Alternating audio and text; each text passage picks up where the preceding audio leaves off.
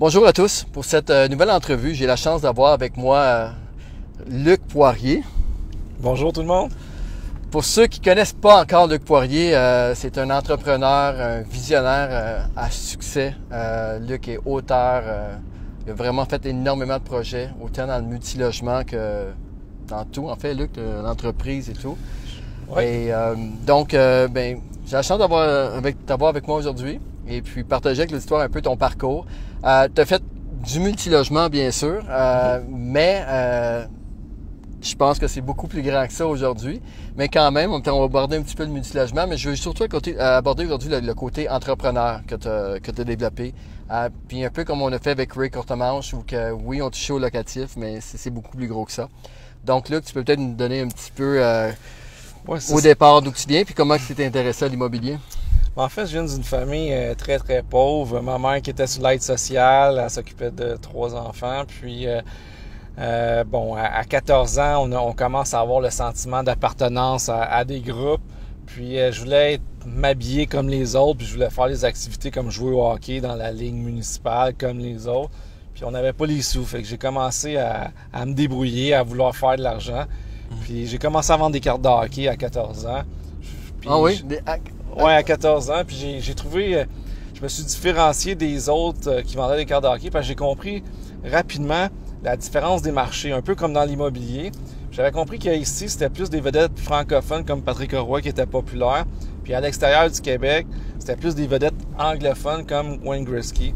Puis par exemple, Patrick Roy valait 20$ sa carte, puis Wayne Gretzky valait 500$. Puis moi, j'ai changé, change pour change. T'allais acheter des joueurs québécois en Ontario, puis t'allais acheter... À peu près, c'est ça, j'ai changé. Puis j'allais dans des cours d'école, tu sais, on a 14 ans, fait qu'on se promène d'une école à l'autre, on fait des échanges avec les cousins, les connaissances et tout ça. Fait que je faisais quand même beaucoup d'argent à l'époque. C'est drôle que tu me dis ça, Luc, parce que un de mes mentors, c'est Gary Vaynerchuk. Puis en fait, je pense que c'est celui qui, en ce moment, qui a le plus d'impact, que j'écoute régulièrement. Il a commencé exactement ça avec des cartes de hockey aussi. Ah ouais, ok, je savais pas. Fait que c'est vraiment intéressant. Fait que c'est ça. Fait que là, par la force des choses... Ben c'est ça. Puis par la suite, j'aimais le rap, le hip-hop. Puis j'ai commencé à importer des chandails, des casquettes d'équipes de sport américaines. Donc c'était pas du hockey, c'était baseball, basketball puis football. Parce que c'était la mode. Les rappers commençaient à mettre des casquettes des Raiders de Los Angeles ou des 49ers, ces choses-là. Fait que j'ai commencé ça. Puis par la suite, j'étais un petit nerd informatique. Fait que j'ai commencé à créer un BBS. Un BBS, c'est comme Internet, mais avant Internet, avant qu'Internet soit populaire. Juste pour rentrer avant là-dedans, juste pour faire un petit lien, tu as fait des cartes de sport, tu as importé des casquettes de sport. Puis juste pour rester les gens jusqu'à la fin, là, vous allez voir, on va parler de quelque chose que Luc, pourquoi pas, il a pu parler beaucoup plus publiquement. Et ça va faire de la boucle. On continue ça. Donc BBS, tu parlais. BBS, puis là, par la suite, j'ai vu qu'il y avait un marché pour vendre des pièces informatiques parce que je voyais les messages. C'est un peu comme Internet, un BBS, donc c'est un serveur que les gens se connectent, puis ils font la même chose. Donc, ils s'échangent des fichiers. Il y a un babillard électronique, donc un peu comme Kijiji. Fait que je voyais que les gens avaient besoin des pièces informatiques puis des ordinateurs complets. J'ai commencé à vendre de l'informatique comme ça. Puis par la suite, avec l'informatique, l'histoire qui est arrivée, c'est que j'avais plusieurs magasins informatiques. Puis mon bureau chef, mon bureau principal, l'immeuble était à vendre parce que le propriétaire a fait faillite.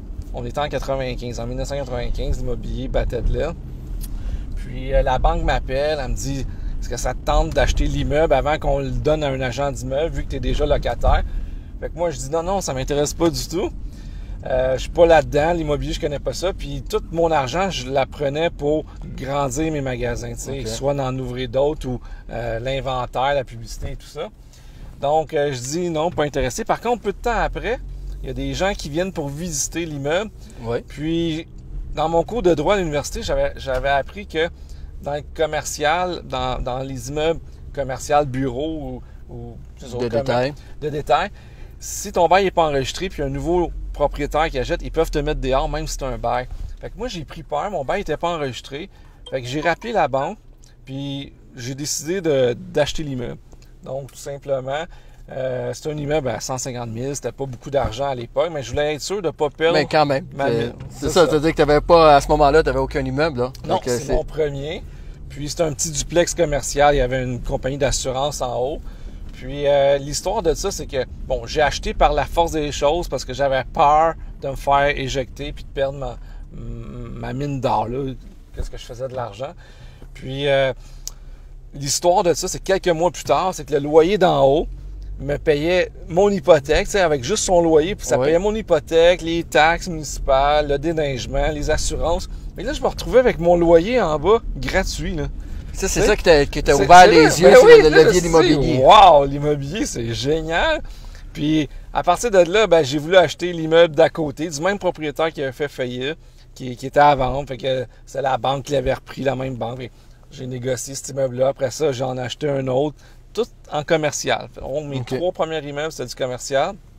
C'est bizarre, habituellement, les gens, c'est l'inverse. Ils vont commencer dans le multilogement et peut-être faire le tour dans le commercial. Mais toi, à cause que tu es entrepreneur, tu avais ton entreprise, par la force des choses, tu es tout de suite parti là-dessus. Puis j'ai commencé avec du commercial, puis le même propriétaire a fait faillite. Donc, je rachetais les immeubles du même propriétaire que la banque avait repris. Okay? Donc, par la suite, par contre, j'ai commencé à acheter du résidentiel parce que je savais que c'était plus stable, il y avait moins de... Tu sais, dans le commercial, dans le temps, là, en 95, il y avait beaucoup d'immeubles vides. Hein? Ça allait pas bien, tu sais. Ça allait vraiment pas bien. Fait que c'était... Tu sais, moi, ça a bien été, là, mais la plupart des autres immeubles alentours, c'était pas mal. C'était dans le secteur de... Longueuil, Chemin-Chambly. Chemin-Chambly à Longueuil. Bon, exact. Donc, j'ai commencé à vouloir acheter des immeubles. J'ai commencé avec des 8 logements parce que je voulais apprendre. Fait que j'ai acheté plusieurs 8 logements et j'ai utilisé des méthodes là, assez flyées que j'ai déjà parlé dans des conférences. Là. Puis là, les gens sont tout ébahis parce que j'ai vraiment monté vite un parc immobilier. J'ai commencé à acheter peut-être à 21 ans des immeubles locatifs. À 24 ans, j'avais 300 quand même, c'est important que portes. tu dises ça parce que fait que ton commerce, t'es parti vraiment jeune. À 18 ans. À 18 ans, le premier commercial. Oui, l'immeuble à 19 ans et demi, que j'ai dû acheter l'immeuble, donc 1 an et demi plus tard.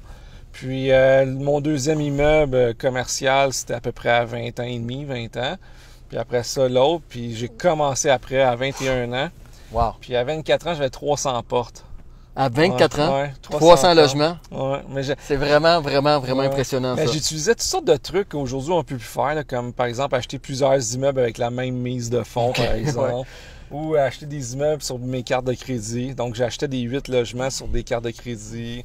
Tu sais, des affaires flyées que je ne conseille pas aux gens de faire, mais qu'à ce moment-là, dans ta situation, ça...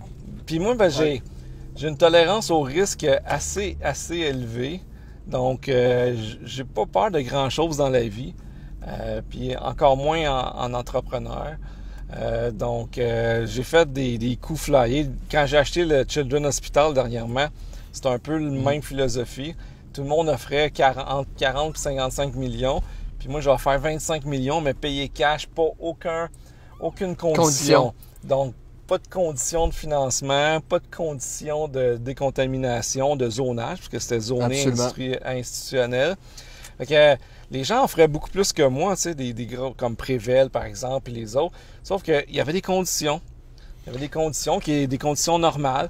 Puis mais moi, toi, c'est parce que toi, tu as la vision aussi pour, tu sais, à un moment donné, c'est que j'ai du guts. T'as du guts, mais l'emplacement, tu dis, Colin, oui, mais à quelque part, je vais être capable de me sortir quelque chose avec ce terrain-là, éventuellement. Oui, mais quand même.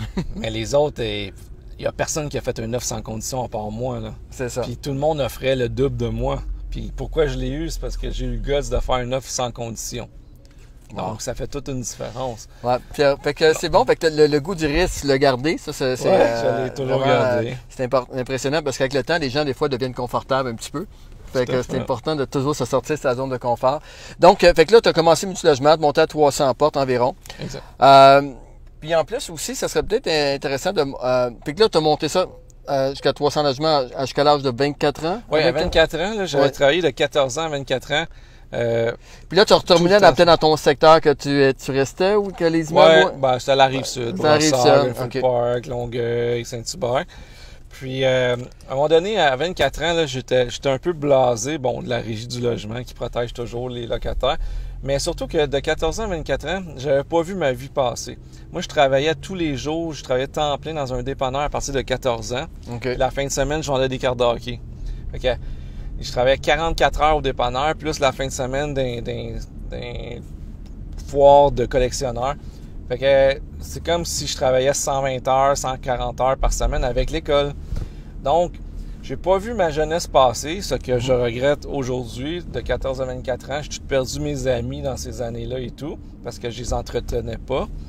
Puis, je me suis tanné, j'ai pris 4 ans sabbatique, j'ai tout vendu d'un coup. OK. Puis, j'ai décidé de bâtir ma propre maison, qui par moi-même, je connaissais rien là-dedans. Puis, mon père m'a aidé, des amis m'ont aidé. Puis, on a bâti quand même une grosse maison, plus de 10 000 pieds carrés. Puis, c'est de même que j'ai appris à ce moment-là. C'était juste parce que je voulais bâtir ma propre maison. Mais c'est comme ça que j'ai appris la construction vraiment. Ouais. Puis, à ce moment-là, je pensais pas que ça m'aiderait plus tard. Puis que je ferais des gros buildings au centre-ville, par exemple, avec ce que j'ai appris à ce moment-là. Mais en même temps aussi, puis juste justement pour faire le lien entre ce que tu as construit et la construction, on va parler de ton projet, le Rubik, que tu as fait au centre-ville de Montréal. Puis, tu sais, encore là, je reconnais Luc là-dedans, c'est que tu peux pas juste construire. Non. Faut que tu fasses les choses complètement différentes, OK? Puis, explique-nous le projet. Premièrement, vous allez voir le type de projet, comment c'est innovateur, mais est-ce que je te laisse parler? Oui, mais en fait, moi, je construis pas juste pour construire. Je construis parce que j'innove. Tu sais, comme, par exemple, le Griffix à Griffintown, c'était la première immeuble en grande hauteur fini construit à Griffintown, tu sais, devant tout le monde. Donc, le Rubik, ça s'appelle le Rubik. C'est un immeuble sur René Lévesque, coin Amherst. Puis, on avait parti d'une compagnie qui s'appelle Umbrella. Puis, c'est une méthode de construction qu'on construit le toit au rez-de-chaussée. Puis, c'est pour les immeubles en hauteur, bien évidemment. Et on construit l'immeuble toujours en étant protégé. Donc, il y a toujours un toit pendant qu'on construit. Donc, on est protégé de la pluie, du vent, de la neige, du sable aussi, parce qu'il y a des tempêtes de sable dans certains pays du Moyen-Orient, par exemple. La chaleur. Au Mexique, la chaleur, les ouvriers ne travaillent pas pendant 2 heures, 2 heures et demie, sur l'heure du midi parce que c'est trop chaud. Donc, on enlève ces contraintes-là parce que pendant qu'on construit, on est toujours à l'abri de tous les éléments extérieurs. Oui, mais au niveau des coûts, au niveau de l'ingénierie de ça doit... Ben, c'est ça qui est intéressant, c'est que, exemple, là, quand on a commencé à faire ce projet-là, ben, personne ne voulait embarquer avec nous. Tout le monde disait que ça se pouvait pas, que c'était impossible de construire comme ça à cause des problèmes avec les pompiers, donc les incendies, avec les ascenseurs. Absolument, parce qu'il ne faut pas oublier qu'on est surveillé lors de la construction. Incroyablement. Donc, la RBQ, la CCQ, tout le monde devait être curieux. Tout le monde voulait aller voir ton projet, j'en suis convaincu. Personne n'y croyait, en fait. Puis nous, on savait que on pouvait le faire parce que ça s'est jamais fait à travers le monde, ça s'est jamais fait. Puis là, on s'est dit, ben, on va le prouver, on va faire un projet. Donc, on a décidé de faire notre propre projet, qui est un 10 étages pour commencer, pour voir comment ça allait aller. Puis finalement, on a tellement sauvé d'argent, on file. Écoute, on a des postes budgétaires qu'on pensait jamais sauver autant. Par exemple, location de rue, location du domaine public. Quand on construit en ville des immeubles, ben, il faut tout le temps réserver, comme au Griffix, par exemple, ça a coûté autour de 700 000 la location de rue. Wow, OK. Le Rubik, nous, on était sur René Lévesque. René Lévesque, ça coûte une fortune. Bien sûr, parce que tu as les voies réservées ça coûte une fortune, la location de rue. Fait que nous, on avait budgété 250 000, que la banque, anyway, m'avait obligé de budgéter ça avec le contrôleur de coûts. Puis finalement, ça a coûté 38 000. Pourquoi? Parce qu'on n'a pas de grue. Zéro grue. Notre système, écoute, on a construit sur un terrain, là, les gens, quand ils passent devant, ils pensent qu'on a un gros terrain. On a construit sur un terrain de 3600 pieds carrés. Wow. Puis quand on passe devant, ça a l'air beaucoup plus gros que ça, mais c'est tout petit, tout petit. Mais ça, c'était-tu prévu d'avance? T'avais-tu pensé? Ah oui? Non, mais t'avais pensé par rapport au coût des... Moi, quand ils sont venus me présenter ça, ceux qui ont inventé ce concept-là, moi, je voyais la meilleure utilisation de ça, c'est que c'est les petits terrains qui restent dans toutes les grandes villes dans le monde, qui sont pas... Tu peux pas construire, sauf avec une méthode comme ça. Puis moi, je voulais absolument qu'on ait un petit terrain pour notre première construction, pour qu'on voit vraiment dans la réalité. Puis tu sais, exemple, à Manhattan, à New York, là, il y en a des petits terrains qui restent, puis personne ne peut les acheter, mettons, des 2500 pieds carrés, parce que c'est tellement petit, tu peux pas mettre ta grue, tu peux pas construire normalement avec une méthode de construction normale. Mais avec notre méthode, tu peux. Puis on l'a fait. 3600 pieds carrés, puis vous irez voir, là, René Lévesque. Non, le projet est superbe. Là. Je vais mettre un lien d'ailleurs dans la vidéo. Là. Je vais mettre un lien sur... Écoute, puis c'est pas non semalement de la technique, mais l'immeuble en tant que tel. C'est belle, l'immeuble. Ah oui. Fait que, écoute, c'est bien. Puis là, OK, bien sûr, Luc, on attend tous tes projets, l'île à Boucherville, tu as eu des Charrons, le tunnel, le pont entre Sorel et Lanoraie, je crois. Ouais. Écoute, c'est incroyable, le balnéa. Écoute, là, on pourrait tout nommer, mais c'est pas l'objectif. Je veux vraiment rentrer maintenant de côté. Plus, en ce moment, là, c'est quoi le projet qui tient à cœur le plus? En fait, depuis à peu près 2 ans et demi, je travaille sur le projet qui me tient vraiment le plus à cœur. C'est que je veux construire la tour la plus haute au Canada. Puis, en ce moment, je vous dirais que ça va vraiment bien. Que si ça continue à bien aller comme ça, on devrait annoncer quelque chose cet automne. L'automne prochain. Je ne peux pas vous dire c'est où, mais ça va être quelque chose de très, très, très Donc, majeur. on parle de la plus haute tour au Canada. En ce moment, la plus haute tour au Canada, combien que... C'est à Toronto, bien évidemment. C'est la tour de la BMO. Puis, je crois que c'est 296 mètres. Là. OK. Donc, ça représente combien d'étages à peu près? C'est parce qu'on peut. C'est difficile de dire le nombre d'étages, parce qu'il y a des étages de bureaux et des étages résidentiels, c'est totalement différent. Un étage de bureau, c'est comme 12 pieds. Un étage résidentiel, c'est 9 pieds, 9 pieds 2. Donc, c'est différent. C'est vraiment différent. Mais c'est plus en nombre de mètres qu'il faut calculer. Fait que ça va dépasser 300 mètres, c'est sûr. Puis le phare à Québec, c'est-tu combien que ça l'a? C'est 65 étages. En termes de hauteur, c'est plus petit que ça. Là. Ça doit être autour de 200 c'est impressionnant, là. Fait que ça, c'est ton projet en ce moment que tu travailles depuis plusieurs, plusieurs mois, plusieurs années. Super bien, là. Ouais. Wow. Puis, OK, fait que c'est intéressant. On va suivre. Je sais que tu peux pas trop parler du projet, bien sûr. Là, c'est à pas brûler les ponts ou sans faire le jeu de mots, là. Mais ceci dit, on va vraiment en parler à ce moment-là, ce qui va être fait. On va aller te voir, on va se rencontrer. Maintenant, Luc, j'aimerais que tu nous dises, en gros, là, y a-tu un projet, OK? Puis ce que je suis sûr, c'était un peu comme moi, là. Mais moi, bien sûr, c'est pas dans la même ampleur, mais je me lève le matin avec des idées des fois, puis je dis, oh boy, là. Quasiment va te recoucher, réveille-toi avec d'autres projets. Les entrepreneurs ont tout le temps des idées. Mais y a-tu un projet de ton côté que tu n'as jamais osé parler, OK, que tu pourrais nous en parler aujourd'hui? Quelque chose que tu dis, regarde, tu n'as pas parlé publiquement, mais que c'est ça vraiment, que c'est un peu trop flyé.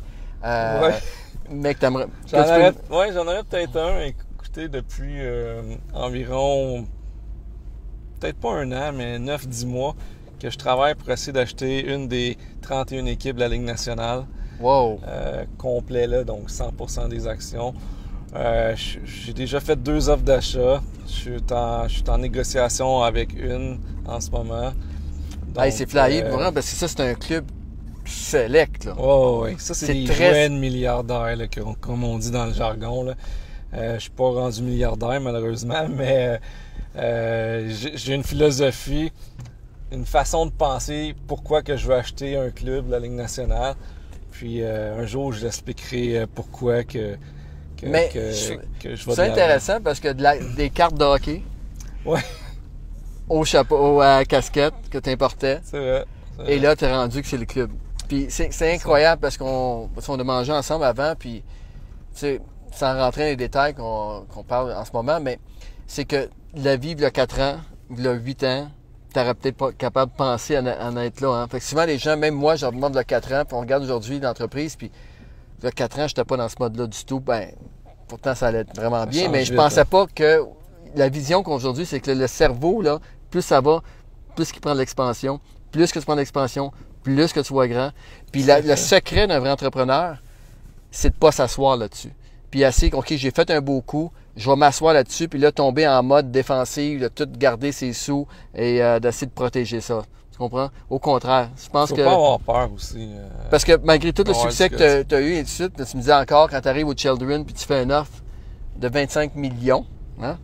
Sans condition. Cash, pas de condition de financement. Puis, tu sais, ma femme, elle voulait me tuer, là, parce que je l'avais pas, le 25 millions. Tu sais, je vaux plus que 25 millions, mais cash, là, c'est une autre histoire. Ouais, c'est sûr. C'est une autre histoire, là. Parce que c'est ça, parce que la vitesse, justement, tout est là, dans l'exécution de faire ton offre d'achat, passer par devant les autres, pour que les gens puissent prendre des décisions, de t'envoyer, d'aller avec toi à énormément de millions en dessous de ce que les autres ont offert. Tout à fait. Wow. Fait que j'ai réussi, puis... Mais tu sais, quand j'ai fait là, je pensais jamais réussir à l'avoir. Tu sais, je savais que mes concurrents offraient beaucoup plus que moi.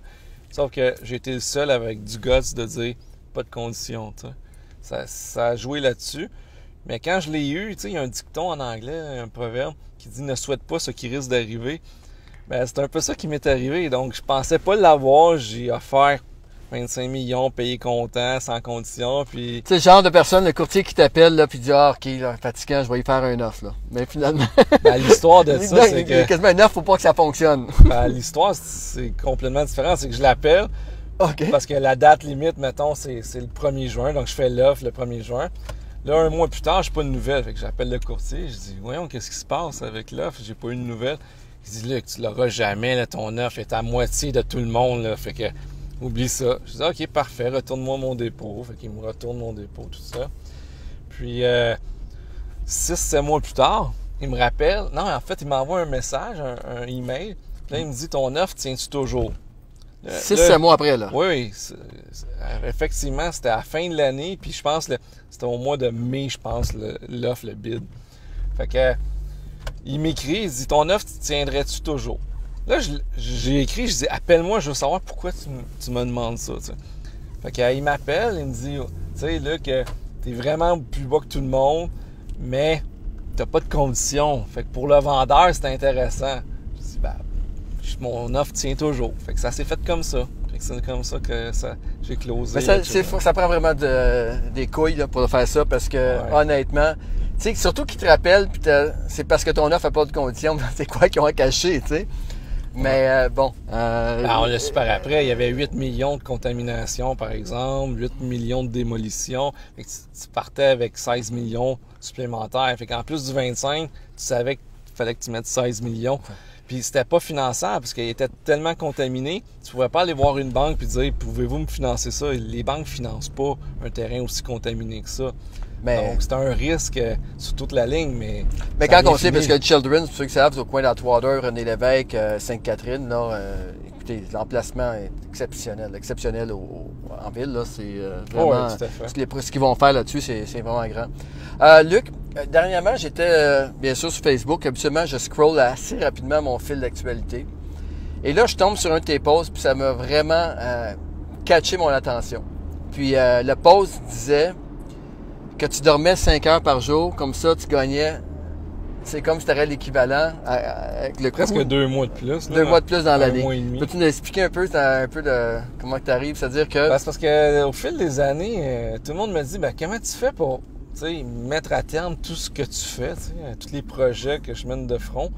Puis je leur dis souvent, en blague, je dors pas beaucoup, tu sais. Puis je me suis mis à un moment donné, il y a 2 semaines, à calculer c'était quoi 3 heures de plus par nuit que j'ai de plus que la majorité des gens qui dorment 8 heures. Moi, je dors en 5 heures, 5 heures et 20 par nuit à peu près. Je me couche vers 1 heure, me lève vers 6 heures et quart. Donc, puis je dis souvent que j'ai un deuxième chiffre. Quand ma femme elle s'endort, puis les enfants dorment à 8 heures, ma femme vers 10 heures. Moi, je travaille de 10 heures à 1 heure, puis c'est là que je suis beaucoup plus productif parce que j'ai pas d'appel. Seul dans ta bulle, là, complètement. Là, j'avance vraiment, là, très, très productif. Donc, ces 3 heures-là, si on fait fois, mettons, 365, peut-être pas la fin de semaine, il faut calculer, là, dépendamment. Mais juste pour l'exercice, dans le fond, c'est ça. La métaphore, c'est que tu gagnes 3 heures par jour. Fois 365 par année. Beaucoup plus d'heures que n'importe quelle autre personne normale de la société. C'est ça, parce que c'est vraiment impressionnant. Puis ça, d'ailleurs, c'est un trait là, qui est de pas mal tous les entrepreneurs. Là. Quand tu es passionné, probablement, tu vois, on dit le mot travail pour identifier, mais honnêtement, on n'a pas d'impression de faire ça. C'est quoi la journée typique de Luc Poirier? Je me réveille vers 6h15 avec les enfants. Je mange toujours avec les enfants. Puis... ils partent à l'école vers 7h30. Donc, moi, je quitte, je m'en vais à mon travail à 7h30. Donc, j'arrive à 8h, moins quart.